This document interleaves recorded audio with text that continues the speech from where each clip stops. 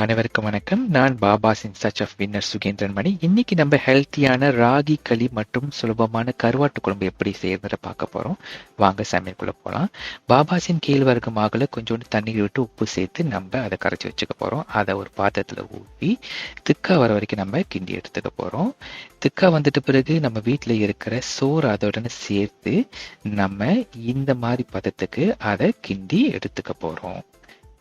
இன்னொரு பாத்திரத்துல தேவையான அளவு தேங்காய் எண்ணெய், பட்டை, கிராம்பு, பூ, ஏலக்காய், வெந்தயம், சீரகம், பண்டாணிலை, கருவேப்பிலை, வெங்காயம், பூண்டு, இஞ்சி இது அனைத்தையும் சேர்த்து வாசம் வர வரைக்கும் நம்ம நல்லா வதக்கிக்க போறோம். அதன் பிறகு வாழைக்காய், மரவள்ளிக்கிழங்கு, தக்காளி, பலாப்பழத்தின் கொட்டை, சுண்டல் போட்டு நம்ம நல்லா மிக்ஸ் பண்ணிக்க போறோம்.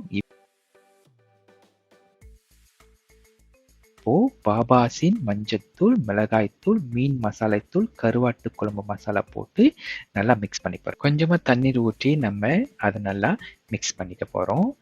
அதன் பிறகு புளி தண்ணி சேர்த்து நல்லா கொதிக்க விட்ட பிறகு இறுதியாக நம்ம தேங்காய் பால் ஊற்றி வெட்டி வைத்த கருவாட்டை போட்டு நம்ம கருவாட்டு குழம்பை இறக்க போறோம். நல்ல சுவையான கருவாட்டு கறி தயாராச்சு.